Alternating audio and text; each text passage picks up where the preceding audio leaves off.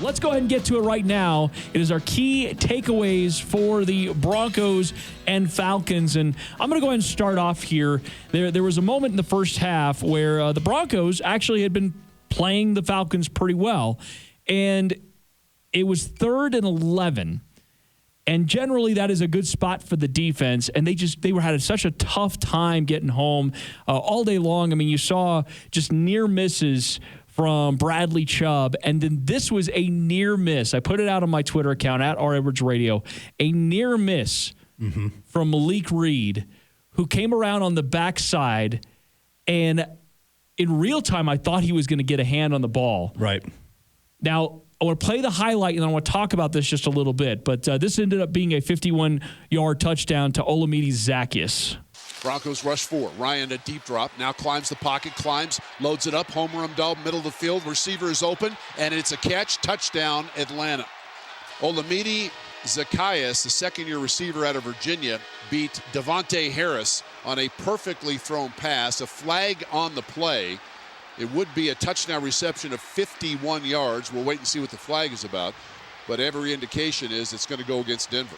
Now, there's a couple things in that I want to kind of break down. First of all, like I said, Malik Reed getting there on the backside pressure with we're talking about a fingertip more, and he causes a sack fumble. If he hadn't clipped his fingernails before the game, he might have actually gotten a hand on it. So I tweeted out the still shot of it. But the other thing that I did appreciate about that play is something that Drew Lock really needs to learn from is to climb the pocket. Even when everything around you is very chaotic, he kept his eyes downfield. He climbed the pocket. He trusted the interior's offensive line. He didn't put his offensive tackles in a bad spot because if Matt Ryan stays back there, he is crushed on 3rd and long, and the Broncos get the ball back. So there was so many things that really had to happen in that play in order for it to work out. And even then, the Broncos still almost got there. It was a great play by Matt Ryan, climbed the pocket, did something that Drew Lock has been really struggling to do. Yeah, I thought that I didn't think from the front seven end of that you couldn't have defended it much better. Now, Devontae Harris got absolutely destroyed, and as he did all game. But I thought on the front seven, I thought they defended that play about as perfectly as you could. Yeah, I'm 100% with you. And, it was a tough day for Devontae Harris. Hopefully the Broncos are able to get back A.J. Bouye and Bryce Callahan for the next game. All right, you're up next. Well, for the second week in a row, Justin Simmons is doing that Justin Simmons thing. So let's play the clip, and then we'll get to it. Play fake. Ryan climbs the pocket, home run ball deep down the field, open receiver, but Simmons is there, and Justin makes the pick, and that's the turnover the Broncos needed. Justin Simmons with the interception from his free safety spot, and Denver will get the ball right back on the first turnover of the game created by this Broncos defense. Justin Simmons, second week in a row, getting an interception like that on a similar play. Now, he had to go a little bit further in this one, had to travel the field, and he showed the range and athleticism that make him such a great player on this play. He was over there covering the other half of the field, read and react to the quarterback's eyes, going over there, made a perfect play on the ball, picked it off, and, it's just one of those things you don't appreciate sometimes, just how talented somebody is athletically until you see it in action like that. And I thought, Justin is, some people said he's had a down year, and I don't think that's fair to say. I think that he's a guy who's having to cover for the fact that he's got a bunch of rookies and deep roster guys that he's having to make up for, and that's kind of hurting him as a safety. But overall, he's still got all the talent he ever had. He's going to get absolutely paid, whether it's the Broncos or somebody else this offseason. I'm so glad you pointed out how he had to come from the entire opposite side of the field and cover so much ground, because I think the way Matt Ryan read it is Kareem Jackson, who actually went up a little bit, and then let the receiver and the cornerback go back.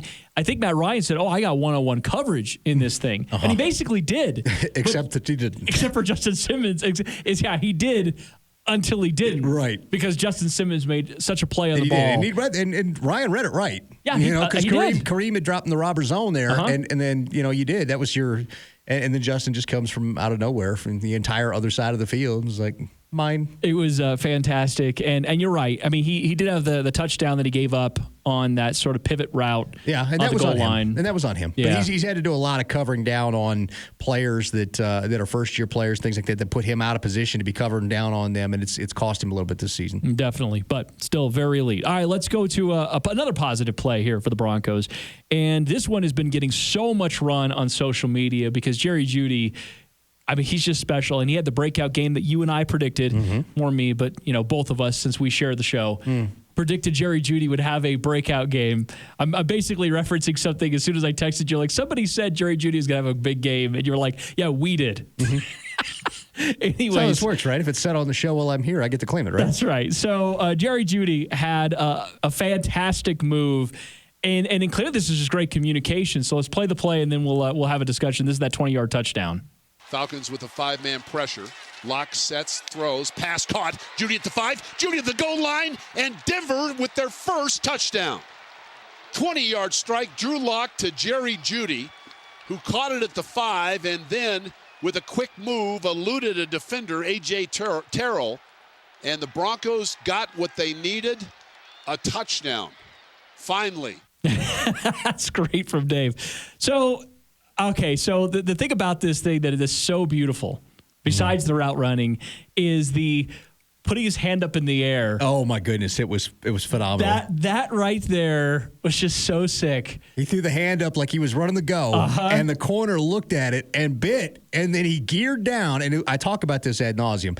Jerry Jeudy gears down so fast. That's what makes him special. He geared down, stopped on a dime. The ball was placed perfectly, and that gear down, and we saw it all throughout training camp, but that gear down left Terrell about, 4 or 5 yards off of him. He was sailing by like he was on skates. It was, But again, it was the combination. Like Jerry Jeudy might have run that route, and Terrell could have maybe been within a yard or two, and maybe you still get it. But the fact that he put his hand up like that, and as if they already knew what was going to happen, that is kind of, for me, a little bit of a preview of how that relationship is going to continue to develop. Yeah, and hopefully it does get the opportunity to develop that in multiple years. Hopefully Drew Lock does cement that, because it looks like it could be something special.